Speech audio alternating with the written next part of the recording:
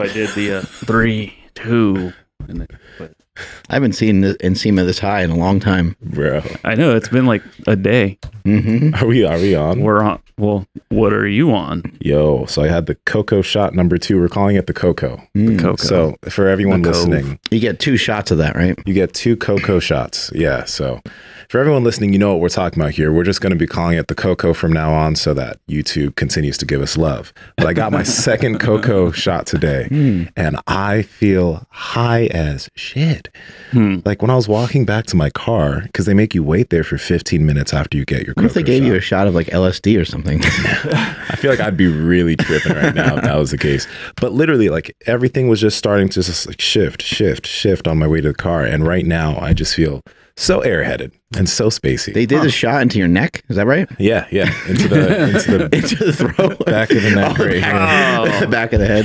I was turn you into a robot. I was wondering what that port was back there, but I got it. Just that way, go for another one. They just said this is just what you do when you get the cocoa, the second cocoa shot. First one was in the shoulder. Did you fast today too?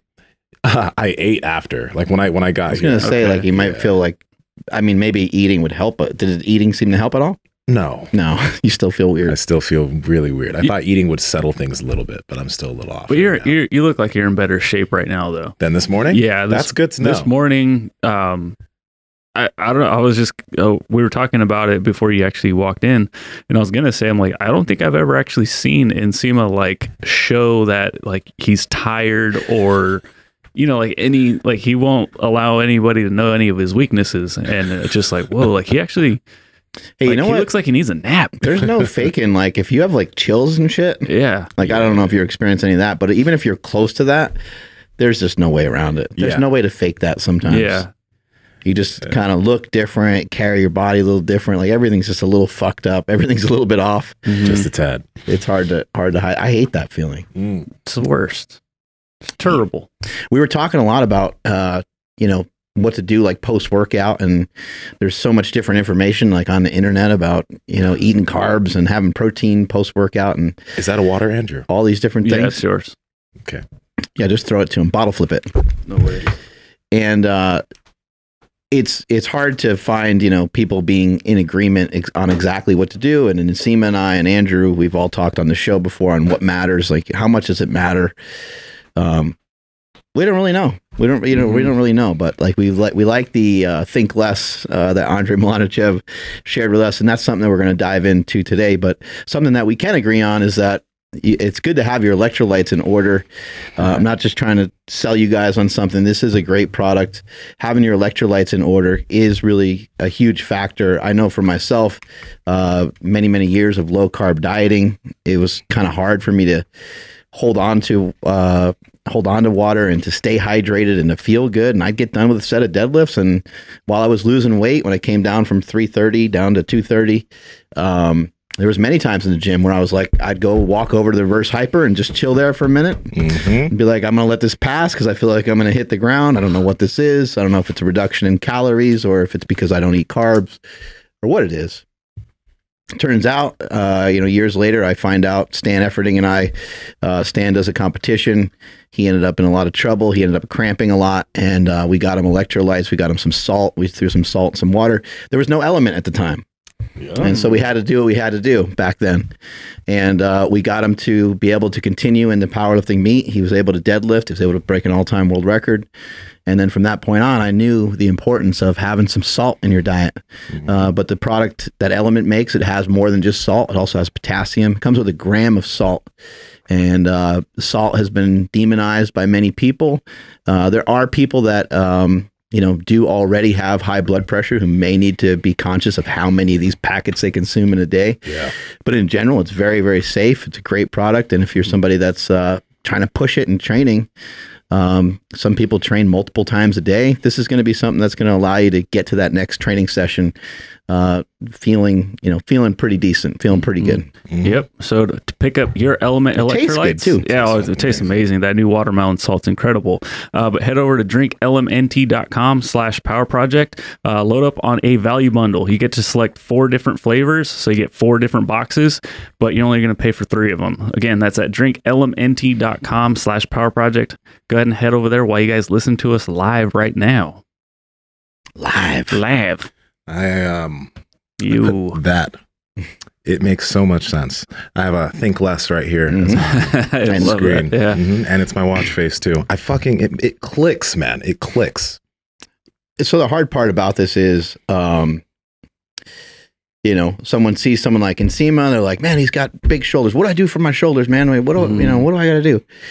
And if Nsima was to kind of say, hey, you know, I've been training since I was a kid, basically. I've been training since I was really, really young.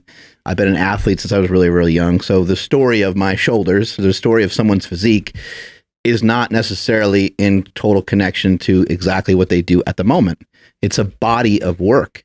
I got to see David Garibaldi recently throw together some just insane artwork. Local artist paints with like music going and just does these outstanding portraits and just all kinds of crazy stuff. When he's putting it together, it only takes him like 6-7 minutes. It's crazy. You know, so I'm like, dude, that's totally nuts. That's unbelievable. He's like, how long did it take you to squat when you squatted 1,000 pounds? And I was like, oh, I get it. Because I'm about to tell him since I was 12. You know what I mean? Like it's took me like many years, many decades, you know. How long does it take to squat 1,000 pounds? Well, it takes about 6 or 7 seconds, depending on how fast you move the weight, right? How long does it take Usain Bolt to break an all-time world record in 100 meters? You know, it's under 10 seconds. Yeah. But it's a body of work. And so what happens a lot of times is you might share some stuff with people and they get all kind of caught up in all these different techniques and all these different ways of doing it. He said he does 15 reps. He said he really loves kettlebell presses. And he said he loved, you know, and they get so attached to all these things, but it's like, you really just want to tell a person, you know, go in the gym, you know, train your shoulders maybe twice a week, get in a couple sets, get in some reps, get in utilize a weight that's challenging over a period of time, utilize weights that are more challenging on a, you know, weekly, monthly, yearly basis, keep track of what you're doing. And 5, 6, maybe 10 years from now, you'll have some pretty good shoulders. Absolutely. I think that's a tricky thing because it's like everybody wants to message like you, for example, and they're probably like, oh, you know, what's your formula for getting lean and what's your formula for getting shredded, et cetera. And you'll tell people a lot of the things you did. But the big idea is that there's no one formula for everybody. There's like your specific formula that has worked for you and has gotten you from point A to point B. But your formula may not be the formula for somebody else, right? You know what I mean? And I think like the whole idea of thinking less is great because from getting to point A to point B, you have to try quite a few things to figure out what works best for you and what feels best for you, right? I guess the good thing to kind of understand is when you actually get there, like right now, this feels easy. You know, doing what I'm assuming that, you know, the physique that you have right now and maintaining it feels pretty easy. Mm-hmm. But all of the things that you're trying, you know, you had to try all those things to help get you to the point where you're now where you are. And it doesn't feel like you're putting in that much effort to actually maintain it. Whereas if you tell somebody what you're doing right now, they're like, that's a lot of stuff. That seems like it's a lot of work. But it's not because of all the experiences and all the things that you tried and have done and what's worked and what hasn't.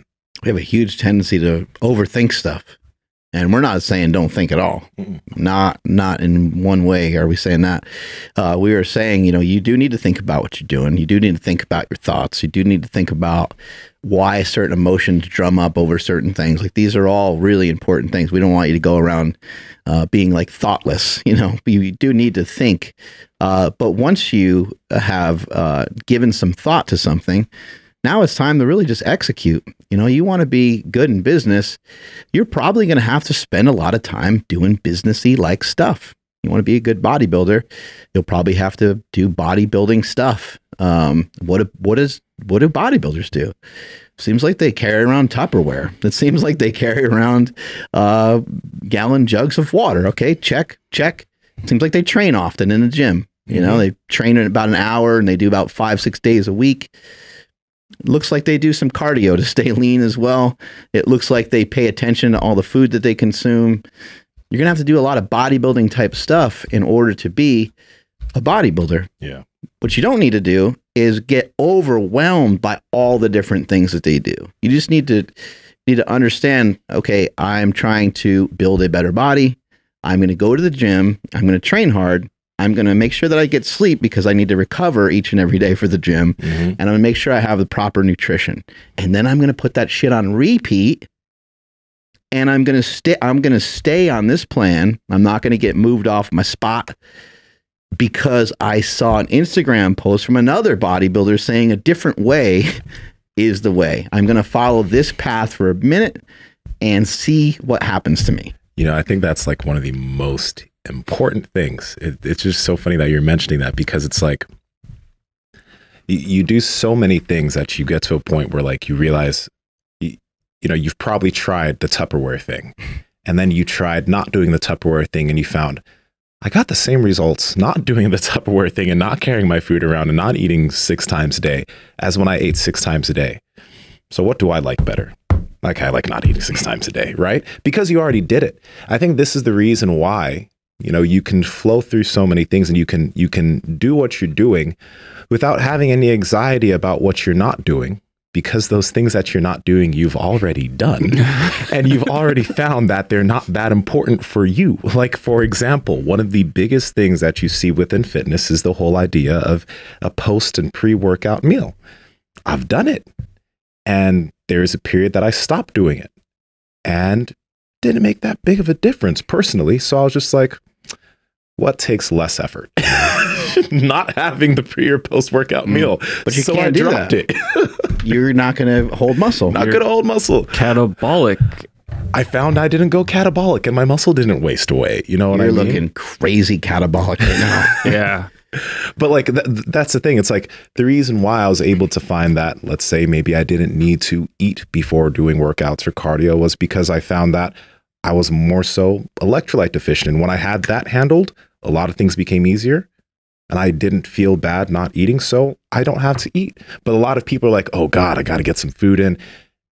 Try it out, try without, and see how you feel. And then you can figure out what you can get away with. But without doing it, you don't know what you can get away with. You don't know what's better. You don't know what's worse because you haven't tried it. But, okay, so here's, I guess, to play devil's advocate a little bit. Did you find out that you didn't need the pre and post meals and all the carbs and all this and that? What I'm trying to say is, like, because you've been training for so long, it kind of wouldn't even matter at that point if you did or you didn't. Oh, that's an or let's just imagine that you kept up with it, and maybe I mean, I can't imagine you being, you know, a couple percentage less body fat or a little bit bigger, like, you know what I mean? Like, what would that difference have made if you just kept with that, like the pre and post workout meals this entire time versus cutting those out and then just still training and being like, oh, yep, I'm training better today than I was 3 years ago. Therefore, those methods are not what works for me. That's the question, though. Then one goes to try and ask, like, what's better? Yeah, no, seriously. Yeah. Like what is better? Okay, if we're talking about a little bit more muscle gain, do I necessarily even want more muscle? Everyone, yeah, like, it's always good to have more muscle, but let's just say that there is a few more pounds of lbs that I would get with that post-workout meal or pre-workout meal. Does it matter that much to me to actually go ahead and have that pre or post-workout meal? It really doesn't. Like, if it mattered that much to me, then I'd absolutely do it, because maybe I'd get something from it. Maybe there's a little missing link there. But because it really doesn't matter to me in my current progression where I am, and I'm good progressing this way, and I've done it before, and it hasn't necessarily seemed to add that much because I've done it before and I can understand that, I can totally go without it. So I would say you start to rethink stuff when there's a problem. You know, you're doing jujitsu and you're training and you're like, man, something's off. Like, I'm not as strong. Like, I can't believe I got beat on the mat today by that guy. Like, I normally don't have any issue with him at all. I need to maybe eat more or eat slightly different. I mean, you don't want to panic and think that everything you're doing is wrong. But you want to investigate a little bit and think, maybe there's a couple things that are off here. Maybe I'm overtrained. Maybe I'm not sleeping. Maybe I'm stressed out. Like there's a bunch of different things that could be. And that's where you do want to give a little bit of thought to it. But again, once you have that thought, you don't want to get into a situation where you overthink. And Nsima, you mentioned something great, like worrying about what you're not doing. Shit, man, everyone's guilty of that, right? And another interesting thing about that is like who knows what you're like, who's aware of what you're not doing? Pretty much nobody except for yourself, you know? So it's your own like little creations that you make, like, oh man, I'm not doing this well enough, or I'm not, that's the other part, right? You're doing it, but you're not doing it good enough. Like nothing's ever good enough. You never cut yourself any slack. And if you were to listen to a friend explaining to you what they're working on and what they're trying to do, you would probably stop them, you know, halfway through what they're saying and say, hey man, like, sounds like you're doing really fucking good. Actually, your weight loss journey sounds like you're complaining because you lost 20 pounds and the weight loss has stopped, but you lost 20 pounds and you're still, you know, walking every day and you're still lifting and you created all these new habits. This is amazing. Okay, now maybe, yeah, we got to refine stuff to kind of figure out, you know, what's the next couple steps. But we don't need to overthink. We don't need to panic. And we certainly don't need to go back to our old ways of doing things. You need to kind of, you know, stay focused on a lot of the things you're doing are working. You have to kind of hold tight. But it's very difficult to not be moved or to see somebody else post something or to see something else come up in conversation and think that you need to, like, I mean, look at, like, let's take Bitcoin, for example, right? Yeah.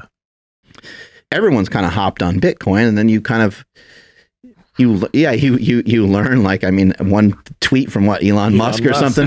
Bye-bye. Yeah, and the thing Shuts it all down. The thing gets all, you know, all weird. So like following everybody else is usually not a great path.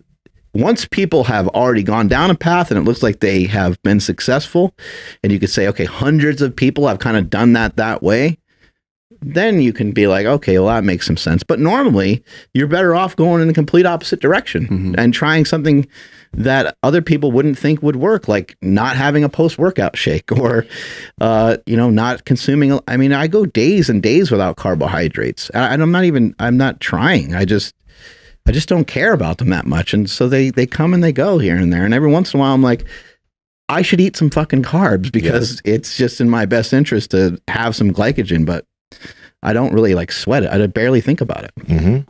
Yeah, that's the thing. That's the same thing that happens here. It's like, can feel it. You can feel when I need to have some carbohydrates, and then I eat them and I'm good.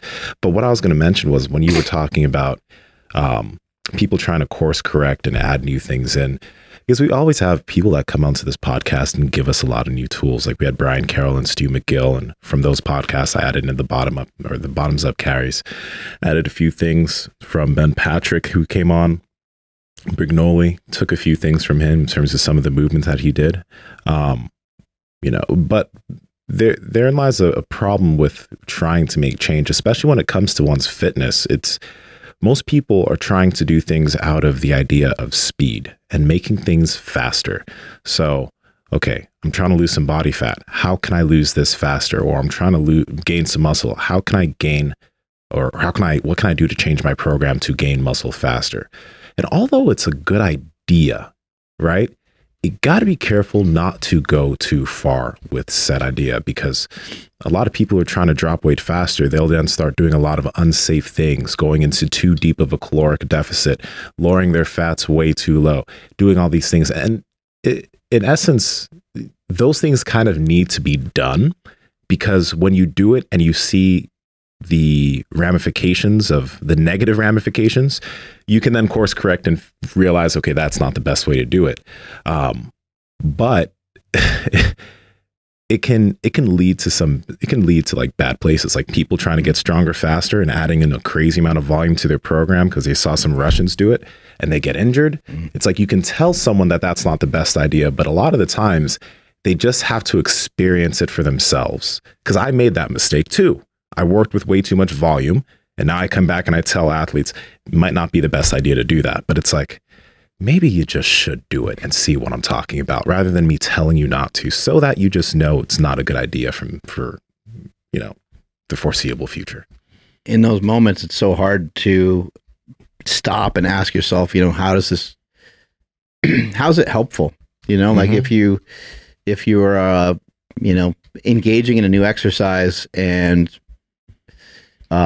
you kind of hurt something, you kind of tweak something, and then you go back to do it again a few weeks later, and that same thing kind of hurts again, and you're like, this wider stance on this sumo deadlift or squat or me running or whatever it is, it's not. How is it going to be helpful to continue to hurt yourself more? How's it going to be helpful to continue to, like, that's setting you backwards more.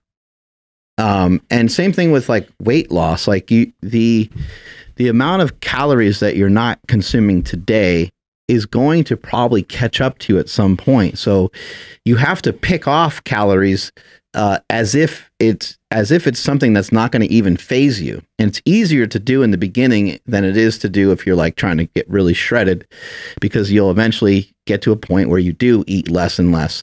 But when you first get started, it'll still be really difficult because it's such a massive change for you that you'll feel like you're hungry all the time. But you have to understand that the exercise that you do, and there's a ton of research on this. I'm not big on just studies, but I also know from my own experiences and experiences that other people have shared with me that if you're a person that doesn't normally run and you start saying to yourself, okay, Monday, that's it, going on a diet, going to go carnivore, and I'm going to start running. Monday morning, you run 2 miles, you try some intermittent fasting, you mainly only eat meat. It might not catch up to you on Wednesday. It might not catch up to you for a while. You might have pretty good willpower. The problem is that's the only thing you're going to be able to rely on is willpower, because you're not feeding your body what it really truly needs. And you're going to have this, you're going to end up with like a willpower like deficit because you don't have energy. And so like, just imagine if you were sleep deprived for 3 days or so. And I was like, hey man, get up. Like, let's go train. And you'd be like, yeah, okay, cool, man.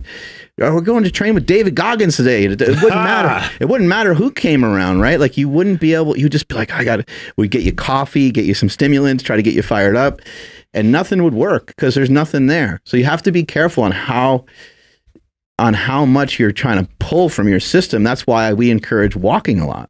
Because walking doesn't really have that same exact, doesn't really have that same exact negative impact. It doesn't really, that was an amazing catch. That was. Let's just like realize how cat-like that was. Yeah. Okay, you can keep going.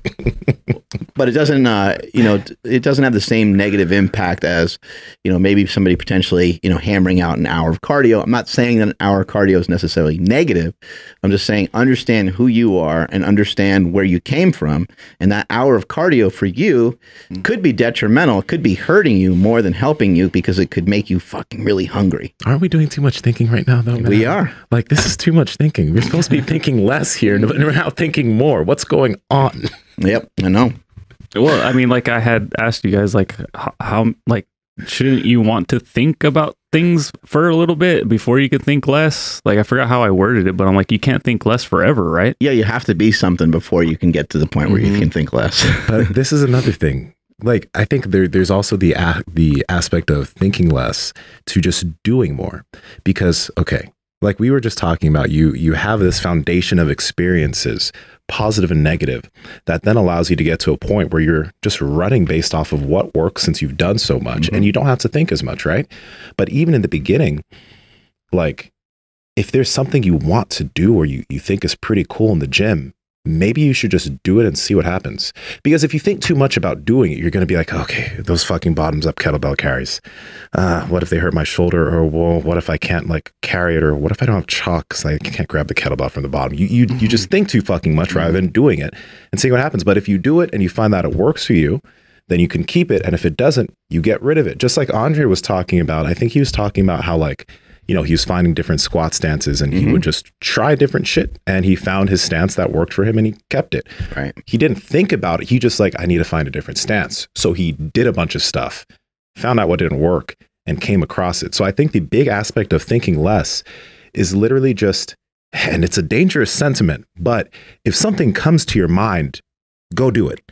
Don't think about doing it. Don't think about the ideas of it. Go do it. Right? Another great indicator to actually go do it, or another great cue, is when you tell yourself that you don't want to do it, or you try to talk yourself out of it. Mm-hmm. That's another great, again, and I've mentioned this a bunch of times, once you get moving, you'll be motivated. Yeah. But you have to get moving. And if you're sitting still and you're debating, whether to get up off the couch and go train, the likelihood of you staying on the couch is probably pretty high, because you're sitting there getting into a debate with yourself. And again, now we have to rely on willpower. And we just don't always have that. It's not always there. We're not always excited. We're not always motivated. We're not always pumped. But if you can just get yourself to do, as soon as you start to go into action, you're like, yes, this is what I said I was going to do. Now your mind kind of remembers that. I think that you get some pretty good positive feedback from that, because you told yourself you were going to go to the gym. Now you're actually there. You talked yourself into doing some back work for the day, and there you are. You're 3 sets into it, and you're good to go. And you're like, well, I'm already here. I spent all the time to drive here, and I got warmed up, and shit, I might as well actually go after it a little bit more. And you'll get more and more excited to get in a good workout and to actually work hard for the day. That's why I love how much I'm just being perfectly real with the amount of guests that we have on this show. We must be confusing the fuck out of all of you, definitely. Because there are so many different points of view on diet. There's so many different points of view in terms of what to do about exercise. There's so many people that are like, this is the way, this is the way, this is the way. And all y'all are just like, what the fuck is the way? You know what I mean? Just tell me what to do. But that's the thing, because even when I was, and I'm still getting a lot of advice from different people about certain things when it comes to lifting, but in the very beginning, it's hard to get advice from people, because everyone's trying to give you the best advice possible. So they're trying to give you the best advice to have you not go and make certain mistakes that they made. But then you still have to go, I feel like you still have to go make those mistakes. I feel like it's impossible. We all want to have the perfect lifting career, or just the perfect career in general. But I don't know. Do you think that's possible, to have a perfect lifting career? No. That's why when somebody says, oh, well, he's got 20 years experience, that just means you probably messed up a lot of times, And my son the other day, he borrowed something from my dad. He borrowed some fireplace type thing. I don't know. He was camping with his friends or something. I don't know what the hell he was trying to do. And then my dad was like, do you want some wood? And Jake was like, oh yeah, that'd be great. And my dad just kind of mentioned he just doesn't have that many life experiences. So he was thinking oh, I'm going to get this, thing. This will be fun for when we go camping. But yeah, it's something so simple, right? You need to bring that with you too. So we have a tendency to just, I think we end up with analysis paralysis a lot of times. You get into the gym and you could think of Andrei Milanichev, he shares this sentiment of think less, and he just wants you to mainly squat, right? And then you're like, well, Jay Cutler said to do leg extensions before squats, and that he did that for 20 years. And then you could think of another great bodybuilder and say, well, or you could think of Ronnie Coleman. And Ronnie Coleman said he did the same back routine for 20 years, and that's how he got a huge back. Then you could think of a different guy and say, oh, I thought I had to confuse the muscles and mix things up and hit things from different angles. I had to do single arm. I had to do, bent over rows 1 week, and then the next week I had to do pull-ups and so forth. And so you can sit there and overanalyze the fuck out of it to the point where you don't even move at all.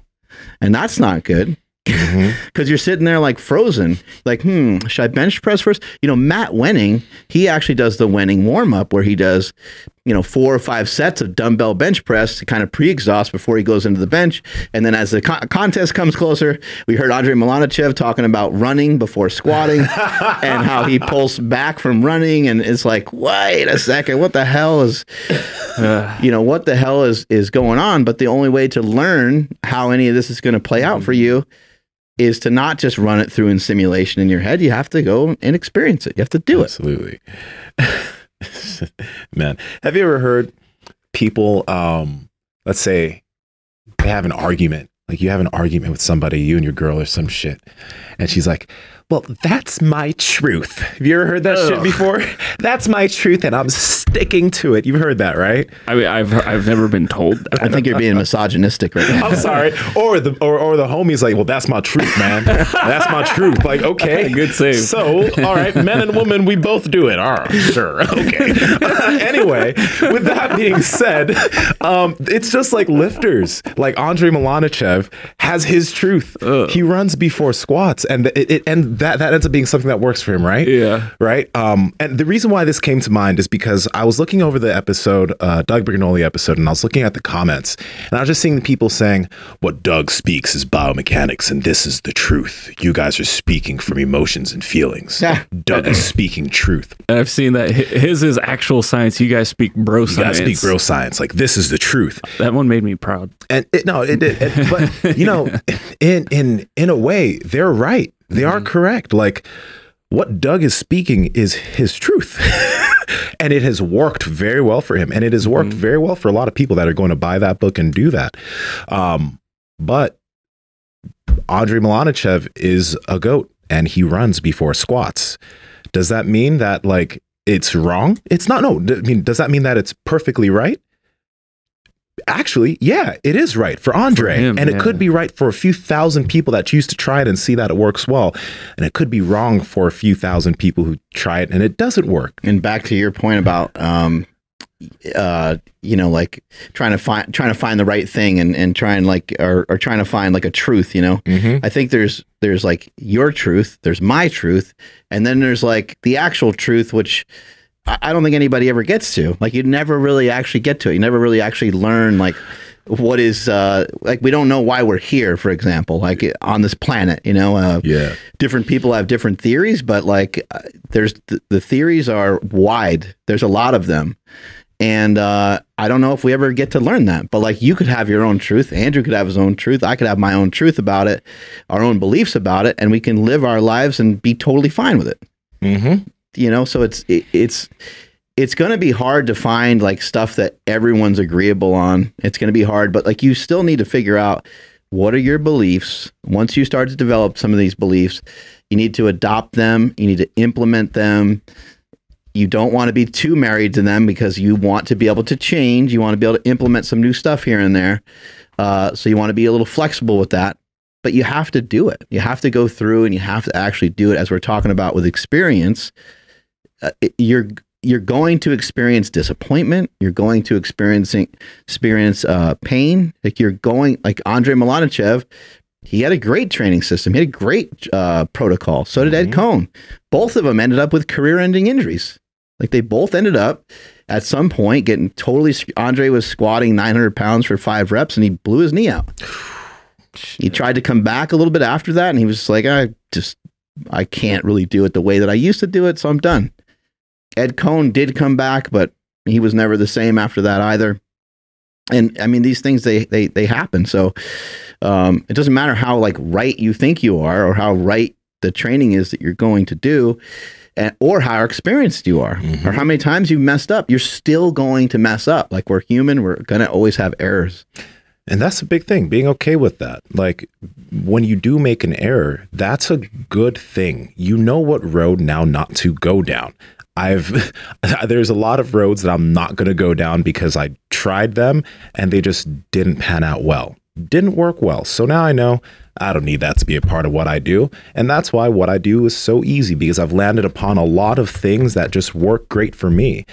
They might not work that great for other people, but I'm still going to share it because there may be a sect of the population that does find that this truth of mine works well for them too, right? Like something is that's the funny thing, because a few years ago, the whole idea of like hearing about fasting, right? In my head at the time, I was like, that's bullshit.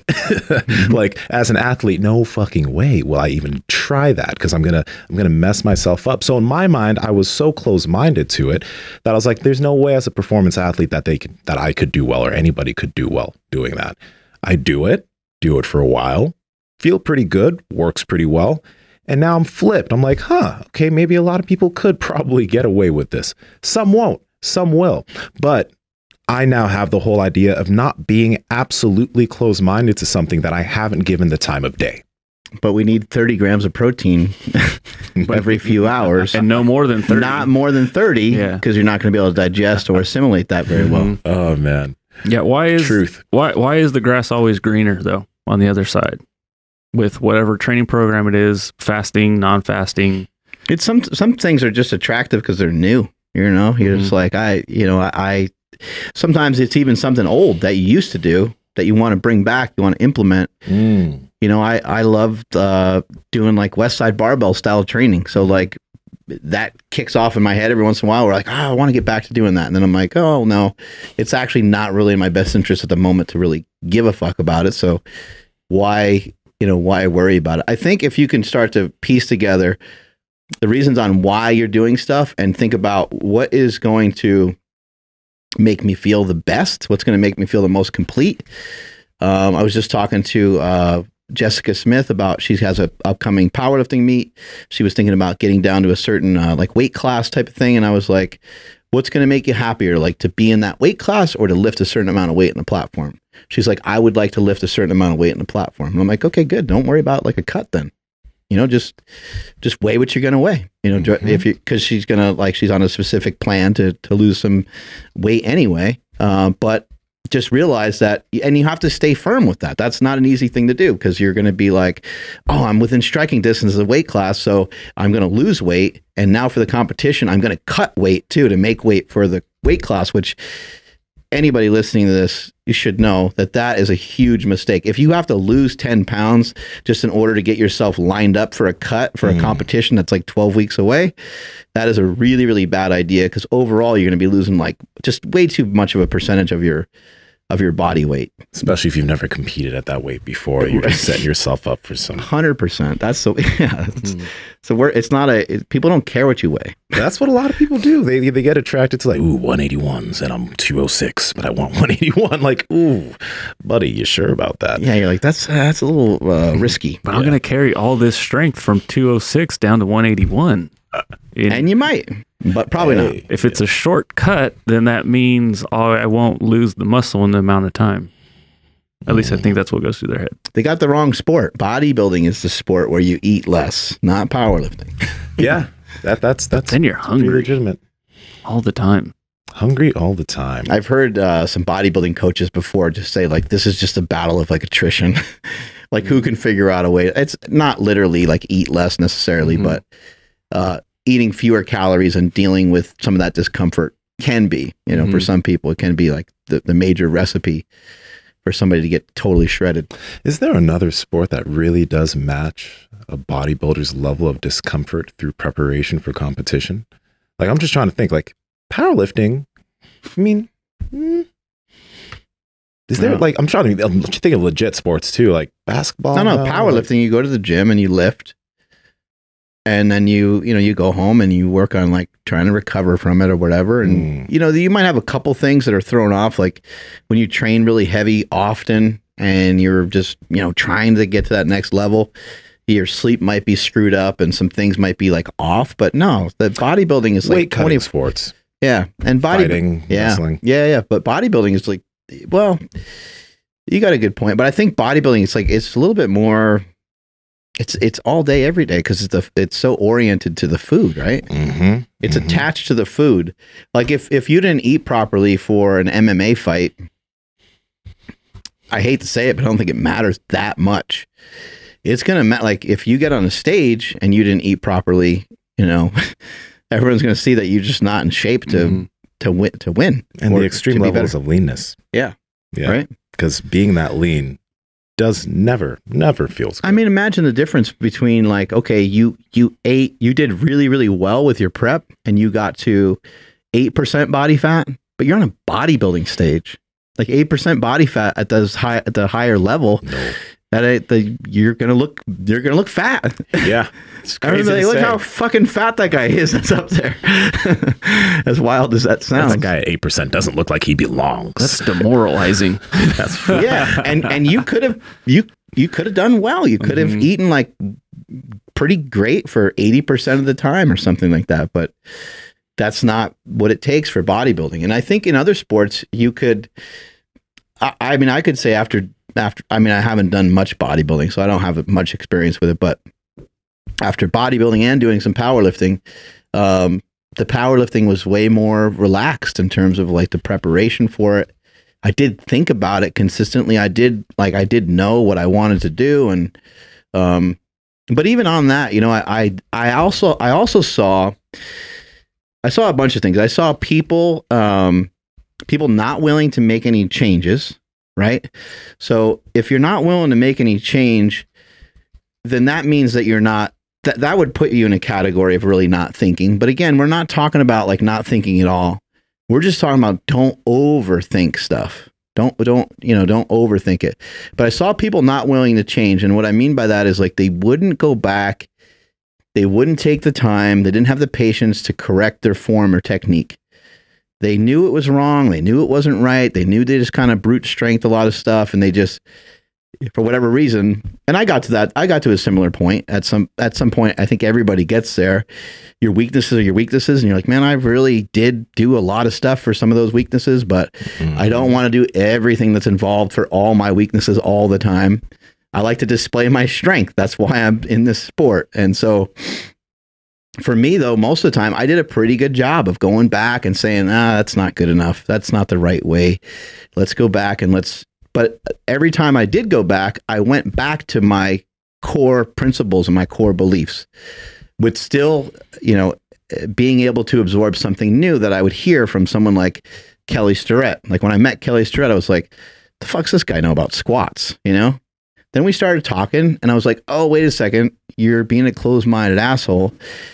This is not necessarily about squats. This guy knows about human movement and human performance. And I need to pay attention to what he's saying because I think he has a really good point.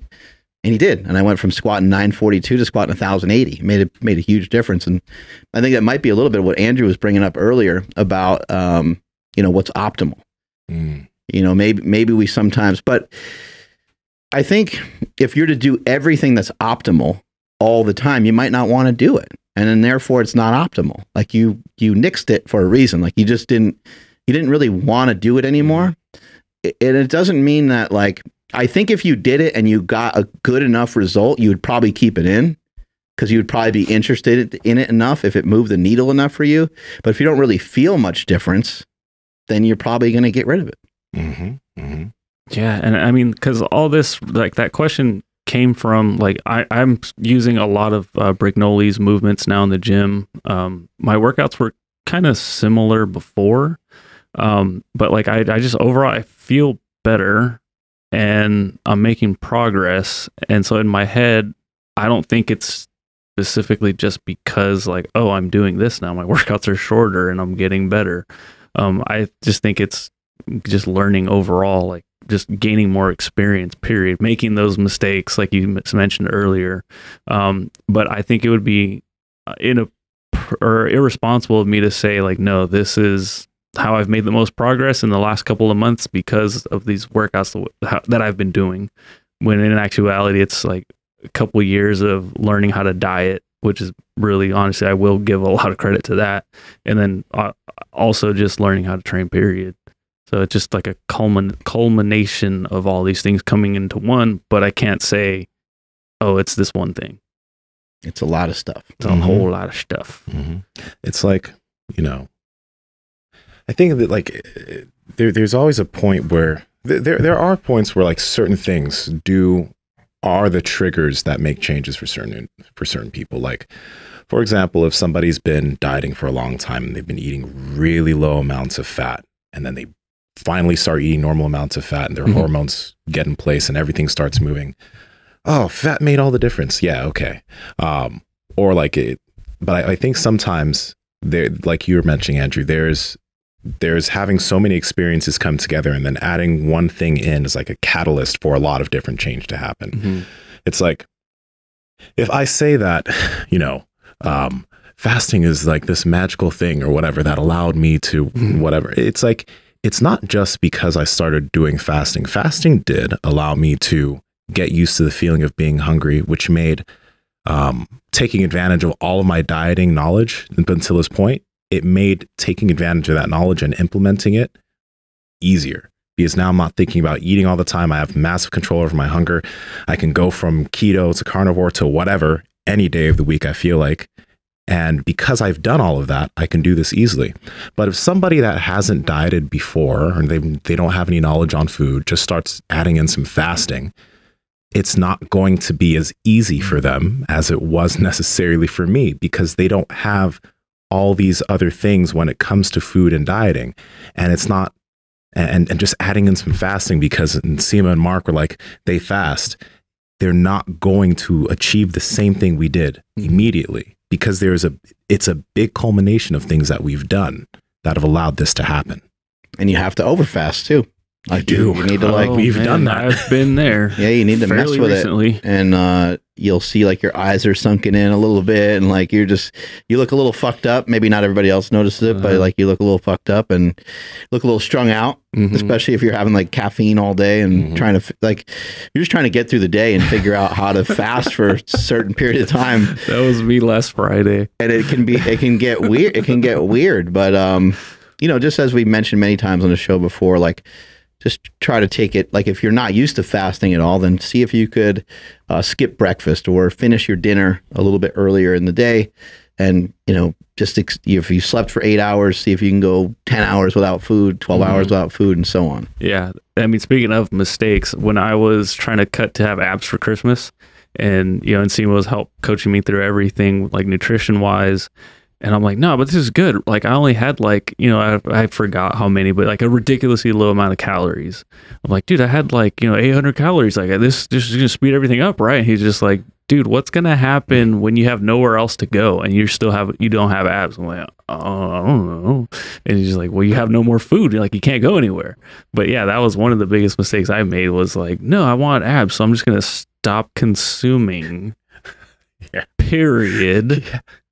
And I'll get there. Well, and that's a good example of like, it's going to hurt you, because we need muscle mass, and correct. And also, we're not just trying to like strip body weight off you, period. They're trying to get you leaner, and we need to hold the muscle mass. And we also know that afterwards it could be like a big rebound effect, and the rebound effect will be so much worse if your metabolism is slower because you don't have the muscle mass. And so it's like, well, now that we're left with like, there's not that many different ways of actually doing this. Although we can use intermittent fasting, we can use some different strategies in terms of the macronutrients, but it all ends up getting a little similar at some point. I would say, you have to be like, you kind of got to get your fat low. Your carbohydrates, that can maybe be where there's more fluctuation for people. And the protein needs to be kept high, so you hold on to the muscle mass. There are some other ways you can do it, but that's pretty much the way every single bodybuilder has done it since the beginning of time. And it looks like it works pretty good. And like I said, there could be variation on that fat carb thing a little bit, but probably not too much play. It's going to end up being kind of a straightforward thing. I think what's interesting about the idea of think less is oftentimes when you think less, you end up kind of moving away from thinking the same way as other people. And so that's where you can sometimes end up thinking a little differently than other people, because when a lot of people tend to like really overcomplicate things. And back to bodybuilding, these people that have theories about red potatoes versus sweet potato versus this kind of potato versus eating rice. Some people say you can't have dairy when you're on a bodybuilding cut. Some people will, there's evidence that shows a lot of populations that eat more calcium are leaner. Like there's evidence to like kind of go in either direction. The only way to know any of it is for you to actually stop thinking about it and give it a shot, give it a try, to see what feels best for you. Lean into your interest. If you want to be shredded and you actually really love dairy, well, give that protocol a try. Give it a shot, because you might end up landing on something that not only works for you, but something that can work more long term. I don't carry around any Tupperware. I don't carry around gallon jugs of water. I pretty much never have. I almost always eat at my house. I think most people can follow the same thing that I do. I think even if they weren't doing necessarily intermittent fasting, if someone had a 9 to 5, they could wake up at 7 and cook some eggs up and eat.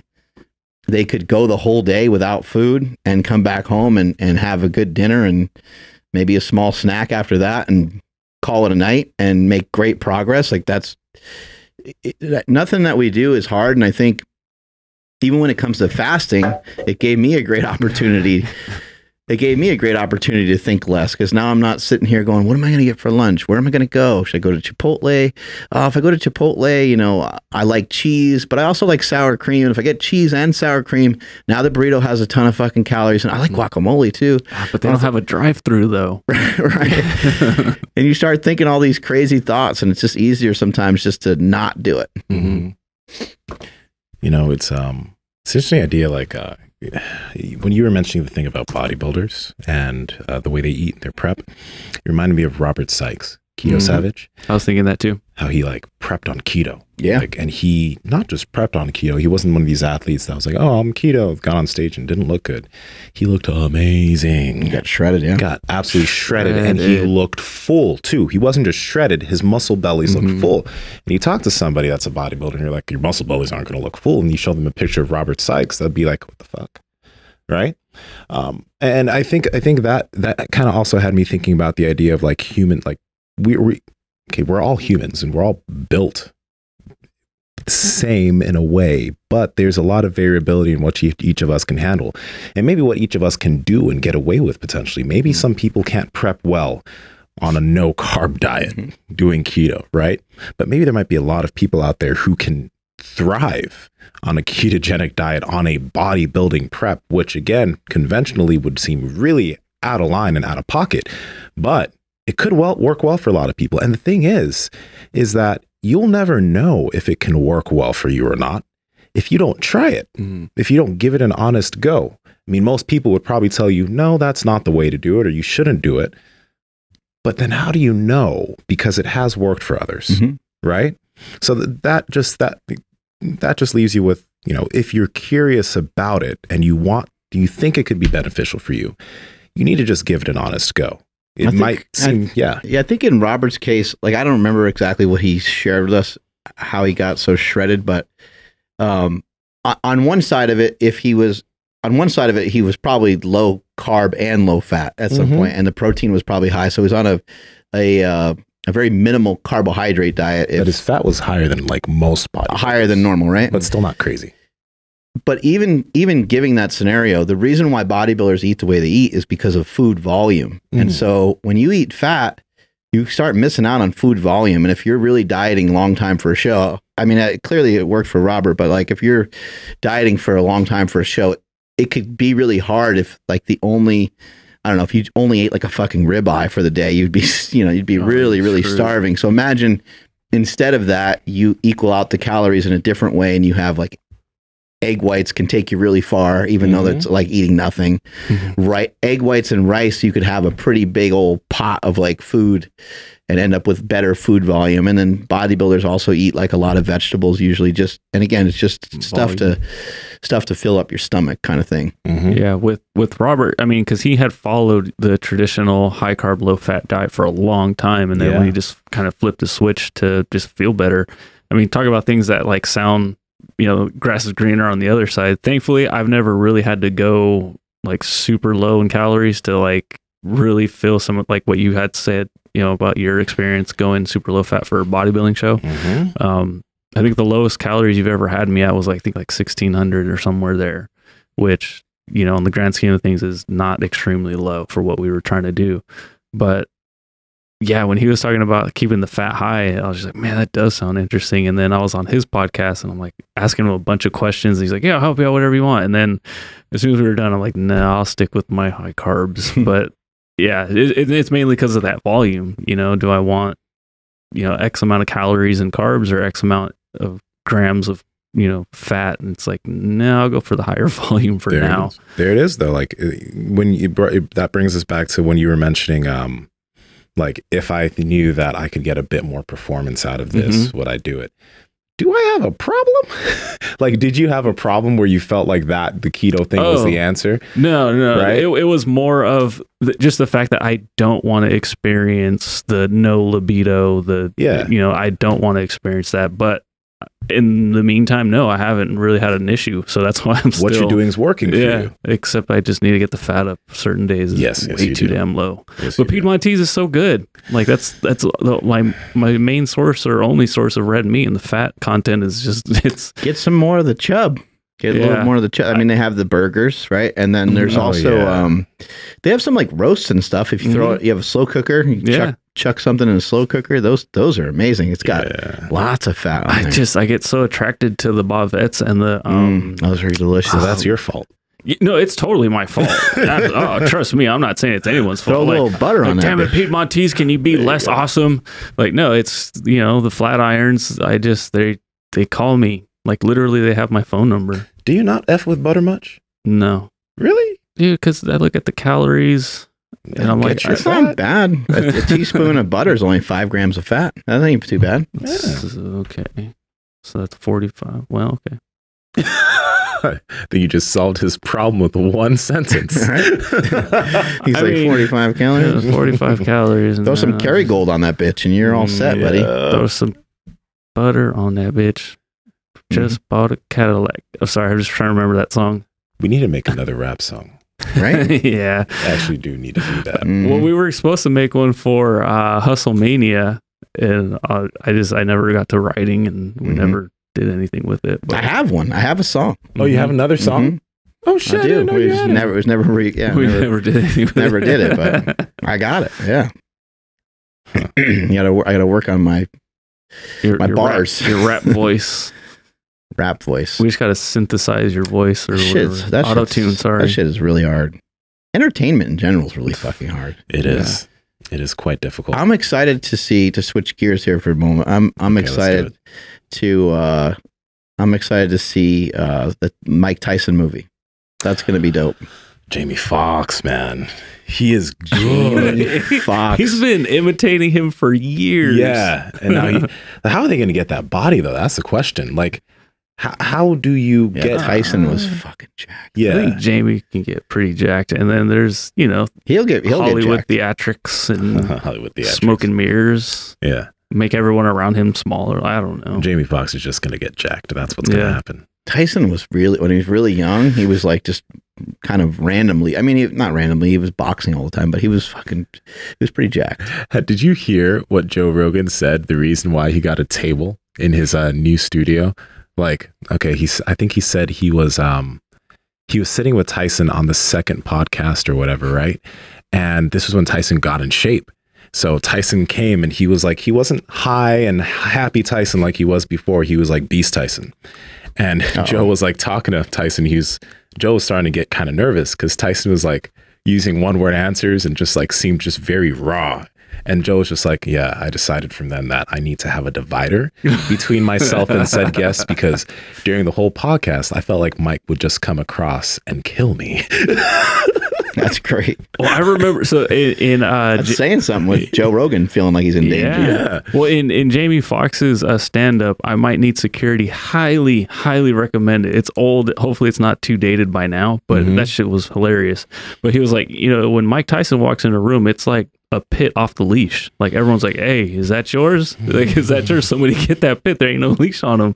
And so it's like I would imagine that's what Rogan felt like. Like, fuck, dude, any second this dude's gonna snap. That's the perfect description. Like I picture a pit coming in here, no leash on. We would all immediately be uncomfortable. I'd just come over here. Yeah. And the hard thing about a pit bull too is they look so cute. They look great. So playful though. Like, they look great, and they're a lot of times they're sweet. But then you're like, wait a second, that's a fucking pit bull. It's a pit. You're like, that thing gets me, man. I'm done. And what's crazy? So my wife, she'll see a pit and she just thinks it's the cutest thing, and she'll go and pet it, and it's like I'm like nervous, and she's just like, oh my god, like, and they're totally fine. But they were kind of bred to protect kids, and I didn't know that, and I'm like, oh, that makes a lot of sense now. But I didn't know that either. I didn't know they were bred for kids. Bring up a couple clips of Tyson. Please. I will. I think this is a good example of like thinking less, but also somebody that studied boxing for many, many years. So he did have to think about it. I mean, he thought about it day and night, day and night, day and night, but he didn't second guess himself and he didn't overthink what he was doing. He had some principles, he had some beliefs that he implemented. And once he found what worked and found what was healthy for him, he just freaking stuck to it for a long time.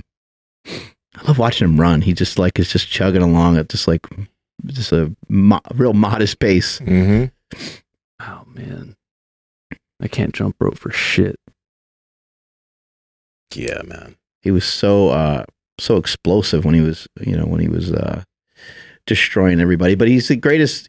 What made him so good is that he's a great counter puncher. And being a counter puncher, you're not really thinking like, oh, that guy's throwing a left, I'm going to duck this way. This guy just blasts the shit out of him. Jesus, how's he still standing? Yeah, that's not bad. Oh, wow. And he just, that guy's pretty damn tough. He stood up to a lot of shots. Yeah. He was just so quick too. Like when you see him hitting, like when you see Tyson hitting bags too, not just people, but it's just it's insane to watch. That's how quick everything is and snappy. It's scary. Yeah, he's insanely so fast. We're mainly just seeing him knock he acts. Sorry, that doesn't look real to me. I know, right? Like, whoa, wait. That's real. That's like when you go to get up after you drank too much and you're like, whoa, I had a lot more drinks than I thought. I forgot that ref's name. He looks so young. And the fact that he was like an undersized heavyweight, that's another thing that I think people don't like remember or realize. Because I didn't realize like he was an undersized heavyweight. Like guys would be like 250 and he was what, 220? Yeah. Yeah, he's not, the other guys are super tall. Yeah. He's like 5'10". But yeah, you're going to have to, have a really high skill set. I think, you see this a lot in many different sports where, baseball is a good example and that ball's coming at you. You can't really think like, oh, this is I think he threw a changeup. I'm going to wait and, hit. But they are kind of thinking that way. But after a certain point, it becomes second nature. And ultimately, I think a lot of this podcast and a lot of what we share when we're talking about nutrition is we would like for you guys to be able to be autonomous, to be able to do these diets on your own, to be able to do some of this training on your own without having to think about it, without having to like write stuff down and weigh everything all the time and be real meticulous. All those strategies can be great and they can really be helpful and they're good places to start. But after a while, you'll just start to have it become second nature after you thought about it for a while and started to find, I guess, your truth. Exactly. No, exactly. At a certain point, you're just going to have to try out a lot of stuff. Then you're going to have to make some of those mistakes and figure out your truth. Figure out what works. Take us on out of here, Andrew. I will. Thank you, everybody, for checking out today's episode. Again, thank you to Element for sponsoring today's episode. drinklmnt.com/powerproject. Go ahead and load up on a value bundle. No code needed. You get 4 boxes for the price of 3. Links down in the description, as well as the podcast show notes. New newsletter just went out today. An amazing title that I got from Mark, which is Fat Loss for Fat Dummies. If you're offended, definitely don't unsubscribe, but like maybe just move on to the next one. Sorry, I got to close this. But yeah, that went out. And if you guys missed it, just go ahead and subscribe right now and you guys will get it in a couple of days. For those of you that are subscribed, just check your inbox, maybe check your spam. Hopefully you didn't already mark us as spam. Please follow the podcast at Mark Bell's Power Project on Instagram, at MB Power Project on TikTok and Twitter. And also in today's newsletter, a special announcement that you guys will receive on the newsletter first before you hear it or see it anywhere else. So to find out that, again, hit the link down in the description. My Instagram is at I am Andrew Z. Nsima, where you at? Nsima Inyang on Instagram and YouTube, and Nsima Inyang on TikTok and Twitter. Don't forget to go rate and review on iTunes, guys. Please. You guys have been leaving a lot of great reviews. Go give us 5 stars and give us a review, Mark. At Mark Smelly Bell, strength is never weakness, weakness never strength. Catch you guys later. Bye.